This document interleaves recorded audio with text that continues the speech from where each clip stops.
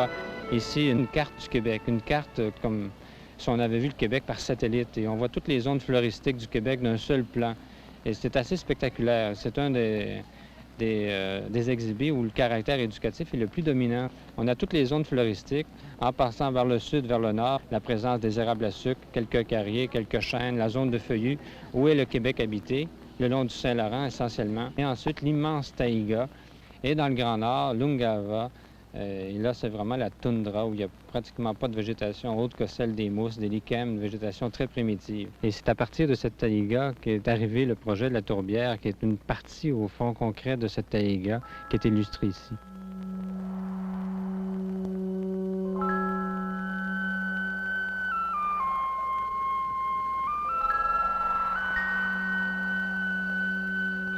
Alors, si vous voulez, maintenant, on voit la tourbière devant nous. C'est un projet qui a suscité beaucoup d'impact, beaucoup d'intérêt dans le monde entier. C'est vraiment une première mondiale. C'est un projet qui était très difficile à réaliser. Alors, tout ce que vous voyez ici, environ 2000 mètres cubes de tourbière qui a été transporté gelé sur 1500 km au début 79. Alors, c'est une opération qui, comme je vous l'ai dit, qui était très risquée, mais qui a très bien réussi.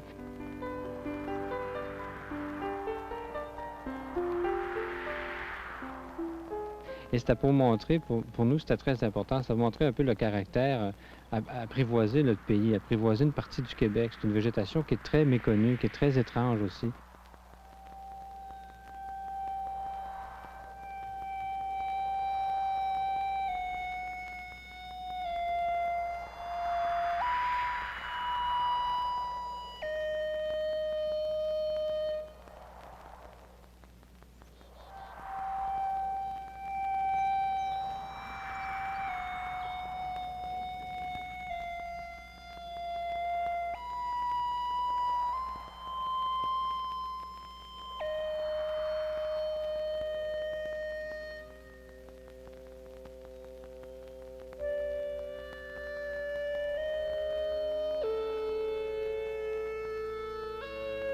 Ce qui est spectaculaire aussi, c'est la présence de ces conifères étranges, ces arbres déjà très âgés qui s'apparentent beaucoup aux bonsaïs japonais. Puis ce sont des arbres qui ont été balayés par le froid, par le vent au cours de nombreuses années.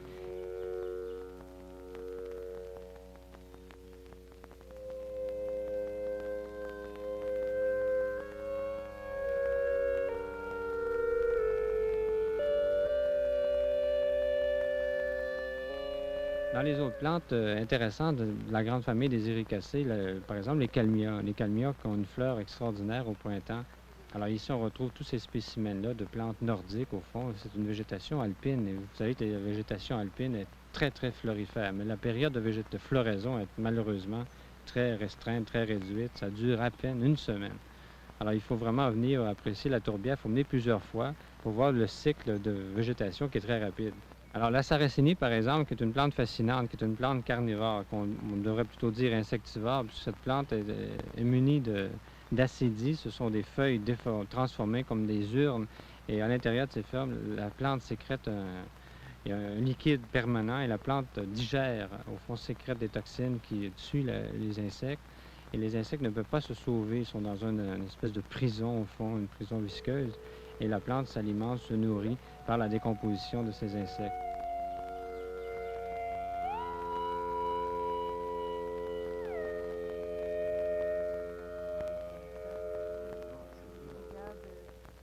Les rivières du climat. Les rivières. Il y a beaucoup de grenouilles. Maman, y a-t-il des grenouilles là-dedans? Viens, on s'en va pour Alors, les jardins de Ville-Laval sont parmi les plus beaux. D'ailleurs, Ville-Laval a gagné le 2e prix de toutes les participations canadiennes. C'est un peu à l'image de la ville, une ville moderne, une ville dynamique, mais on attache beaucoup d'importance à la qualité de vie et à la nature. Alors, tout ça est présenté ici par l'utilisation des matériaux qu'on a fait. On a reconstitué, imagé au fond l'île, puisque Laval, c'est une île. Alors, il y a un bassin d'eau, il y a beaucoup de plantes aquatiques. Et il y a aussi, par les sentiers, par la construction, des endroits de repos. On a utilisé avantageusement les arbres, on les a conservés, ce sont des très beaux frênes. Et on a utilisé une multitude de plantes vivaces, qui est un peu le caractère propre de ce jardin. Alors, c'est ici, par exemple, qu'on a trouvé les plus beaux lys, qu'on a trouvé dans les plus belles variétés de lys, d'iris, d'hibiscus, de rudbeckie, des échinops, des plantes, surtout des plantes vivaces, qu'on a avantagées d'une façon extraordinaire, de sorte qu'il y avait une floraison continuelle, des plantes aussi d'ombre. Donc, c'est un jardin où on a utilisé des matériaux modernes, il y a du béton, il y a du ciment, mais on l'a utilisé d'une façon intelligente. On a respecté la nature. Et je crois que c'est ce qui fait la marque caractéristique de ce jardin, qui s'est mérité, et de droit d'ailleurs, le deuxième prix de toutes les participations du Canada.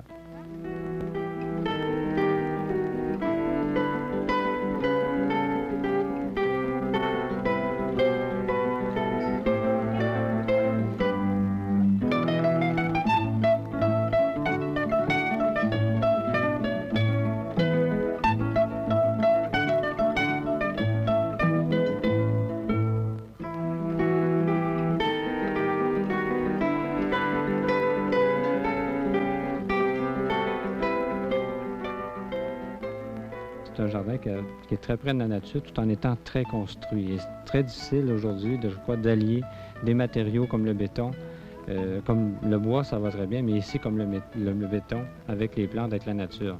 Et on a très bien réussi ce message-là dans la composition du jardin de Ville-Laval.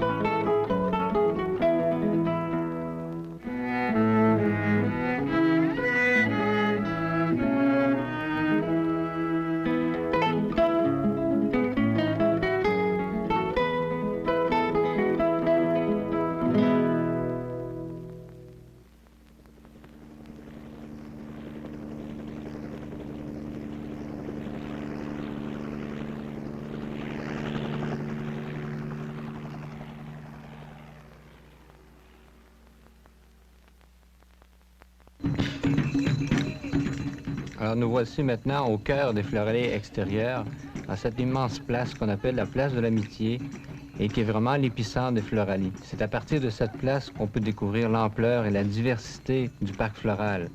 Alors premièrement, il y a cette enveloppe florale, il y a 20 000 fleurs annuelles aux variétés les plus vives et les plus colorées, et ensuite une magnifique sculpture aztèque qui représente une main et qui est la main de l'amitié, qui est le symbole, un des symboles de la fraternité que veut véhiculer les messages des Fleuralies. Et aussi une immense mosaïque florale stylisant l'iris versicolore, la fleur emblématique des Fleuralies. Il ne faut pas oublier non plus que le parc floral a été construit sur une île artificielle et de partout nous voyons cette atmosphère d'eau, on voit le fleuve Saint-Laurent et à l'horizon le profil très moderne de la ville de Montréal. À l'intérieur de l'île, il y a 1,50 km de canaux, il y a des ponts qui marquent le caractère de l'île. Et à partir du cœur, donc, de cette place de l'Amitié, nous pouvons découvrir tous les grands pays d'Europe, en commençant par la Grande-Bretagne, qui est un pays à l'histoire où l'horticulture est mêlée à la vie des gens. La Grande-Bretagne a fait un effort particulier aux Fleuralies. Elle a amené des milliers de plantes, je crois qu'il y en a plus de 1500 variétés, en partant des rosiers aux plantes vivaces et toute une gamme d'éricacées, de plantes de bruyère. Ce qui est intéressant, c'est de voir l'extraordinaire variété et la couleur, la diversité du jardin anglais et aussi cet humour très britannique. Comme par exemple dans ce petit jardin, on retrouve le temps, qui est en anglais le time, mais les Anglais ont planté tout autour de cette place, cette petite place du thym, d'où cette relation humoristique time and time. Et ensuite un jardin cottage, un jardin comme on trouve autour des maisons anglaises traditionnelles, où on allie les légumes, on allie les plantes aromatiques, on allie aussi les plantes qui attirent les abeilles, qui attirent les papillons. On allie l'utile à l'agréable. Et il y a même un coin de compostage, puisque dans la philosophie de l'Angleterre, on était très près de la nature. On récupère, au fond, il n'y a rien qui disparaît. L'essentiel aussi du jardin de Grande-Bretagne est marqué par la présence d'innombrables plantes vivaces. Et les plantes vivaces, c'est qui s'apparentent très près à la nature. Au fond, la nature, c'est l'imitation de la nature telle qu'elle est sauvage. À première vue, tout semble bariolé, tout semble un peu exagéré, mais si on prend attention, on s'aperçoit que toutes ces plantes ont été choisies selon leur saison, selon leur époque de floraison, selon leur hauteur, ce qui donne à l'ensemble, au fond, de ces jardins anglais un style très naturel. Et ce sont les Anglais qui ont repris qui ont marqué le 18e, le 19e siècle au niveau de l'architecture de paysage, justement par l'utilisation judicieuse qu'ils ont fait des plantes vivaces. Alors, on voit partout l'apport aussi des animaux, de la faune, des insectes, des abeilles, et ce qui fait que cette tradition britannique ici, elle est excessivement importante. Alors, un autre des caractéristiques du jardin de Grande-Bretagne, ce sont l'utilisation de plantes de sous-bois, les plantes d'ombre, ce qu'on appelle en gros le shade garden. Ainsi, à l'intérieur du jardin de Grande-Bretagne, existaient de magnifiques érables à sucre, et les Anglais ont profité de cette situation pour apporter une autre de leurs spécialités, des plantes de sous-bois, des plantes d'ombre.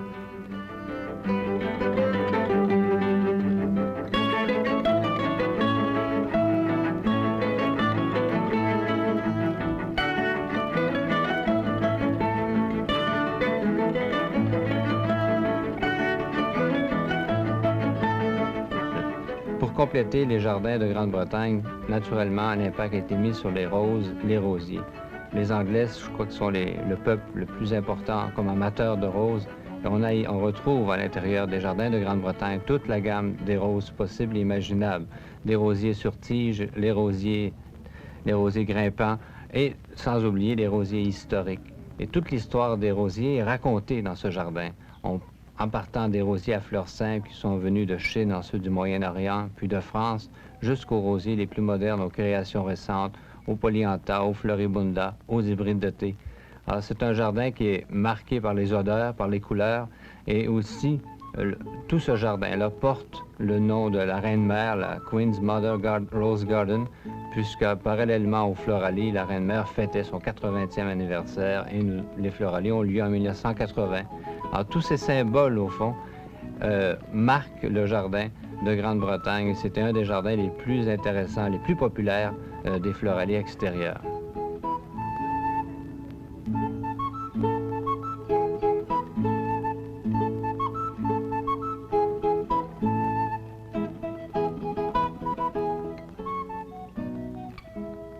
Alors, tout à côté des jardins de Grande-Bretagne, tout enveloppé d'eau par les canaux, dans une ambiance très romantique, se trouvent les jardins de Belgique, qui sont naturellement marqués par la présence de bégonias.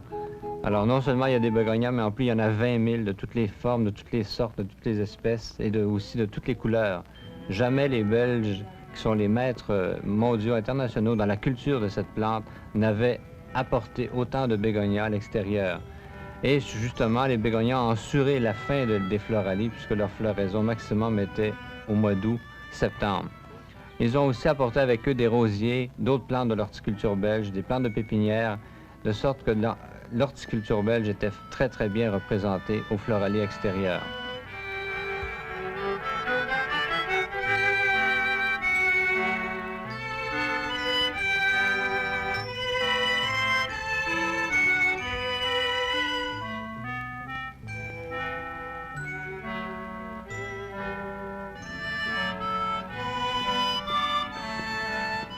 Alors, un des tours de force qui a été réussi aux Floralies, c'est justement l'adaptation, l'acclimatation de ces bégonias qui sont normalement des plantes d'ombre, mais qu'on a su les adapter en plein soleil, puisque le jardin de Belgique est situé en plein soleil.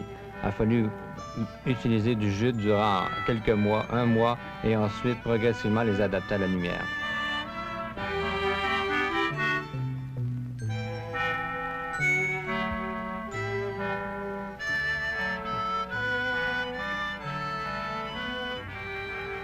Alors, suit ensuite un petit bijou de jardin, le jardin d'Espagne, le jardin méditerranéen, qui est marqué par la présence d'un olivier centenaire et d'une multitude de fleurs multicolores.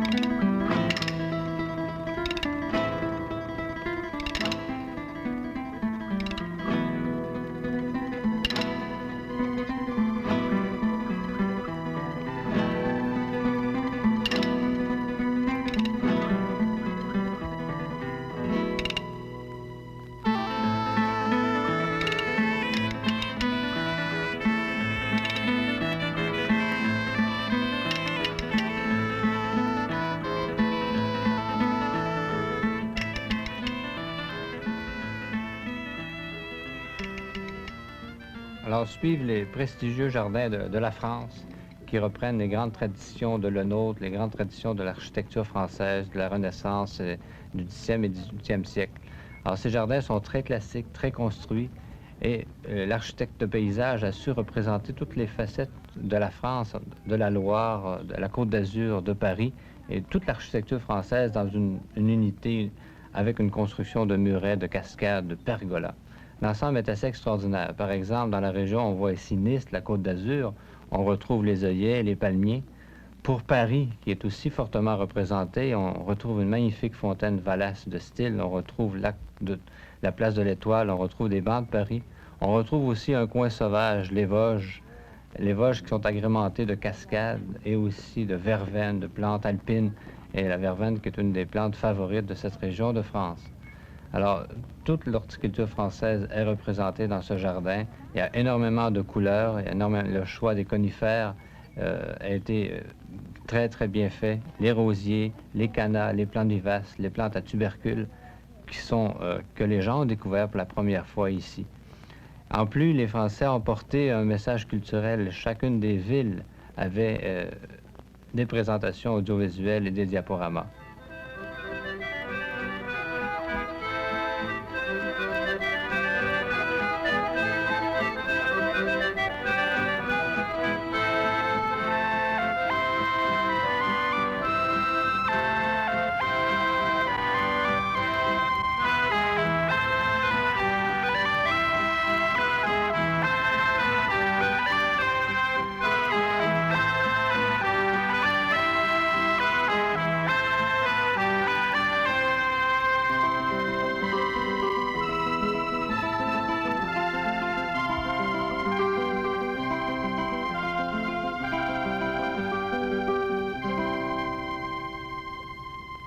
Alors, le point central du jardin français s'harmonise autour d'une magnifique fontaine aux eaux limpides et bleutées, qui est la caractéristique propre et qui est le point focal de l'ensemble du jardin.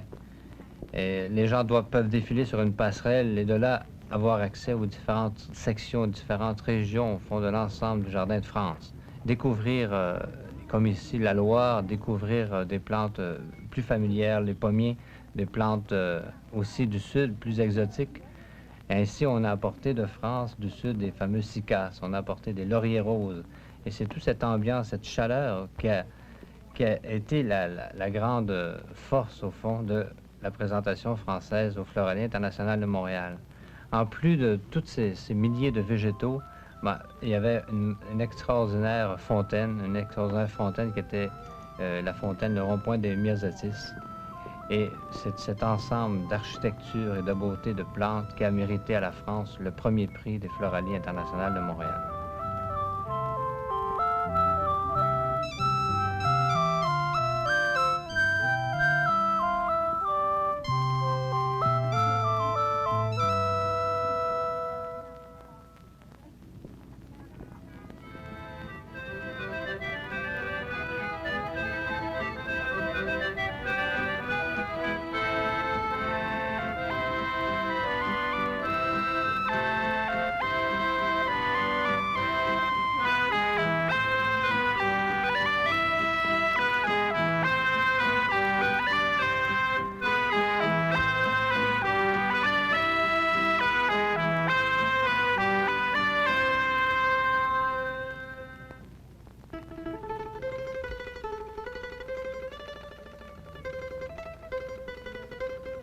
Alors l'Italie, pays qui est très près de nous aussi, a été une des grandes révélations des Floraliers. Elle a porté son originalité, ses traditions, son classicisme, et on peut dire qu'il y avait deux parties, deux compositions différentes, deux inspirations. Il y avait cette Italie romantique et l'Italie classique. On voit ici un peu le pont des Soupirs qui fait partie de ce qu'on appelle l'Italie romantique, le lac Majeur et tout le nord, avec des conifères extraordinaires, dont ce fameux cèdre qui vient à l'origine de l'Himalaya, mais qui a été greffé en Italie et qui est pleureur, dont les rameaux pendent jusqu'à par terre. Il y a une multitude de plantes, d'azalées, de plantes naturelles qui composaient cette partie romantique, cette partie un peu irréelle de l'Italie.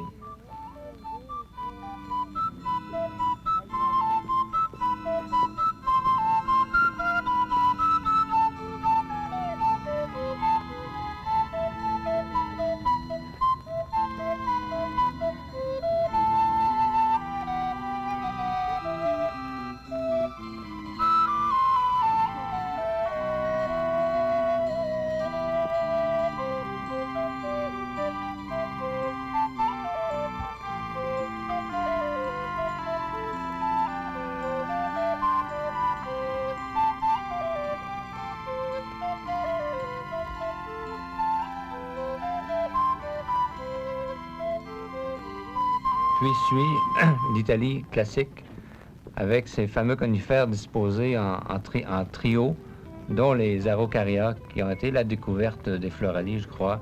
Cet arbre qu'on appelle désespoir des singes à cause de ses aiguilles pointues et très très larges, et aussi ses autres cyprès, ces autres arbres particuliers.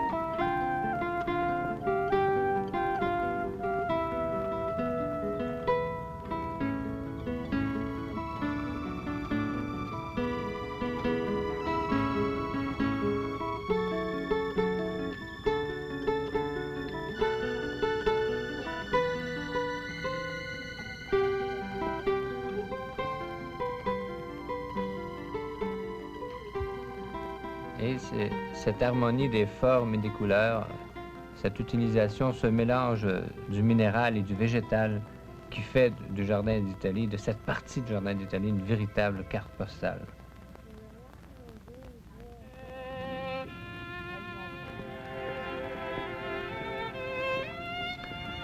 L'Autriche est venue avec aussi son message culturel, son message qui lui est propre, qui rappelle beaucoup de traditions, même la littérature autrichienne.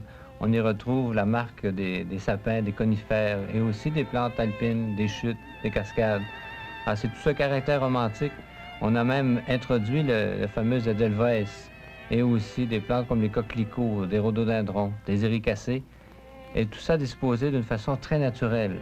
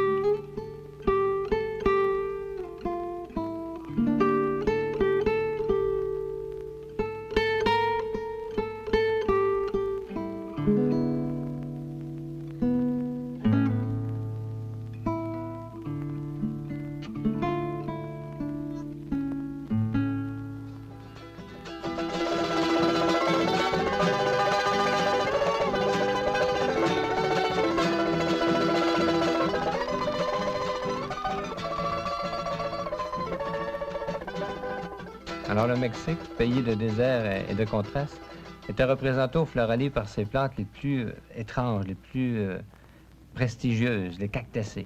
On y a retrouvé toute une collection de Mammillaria, d'Opuntia, de Cereus, et aussi des plantes annuelles, des Dimorphotheca, des tagettes.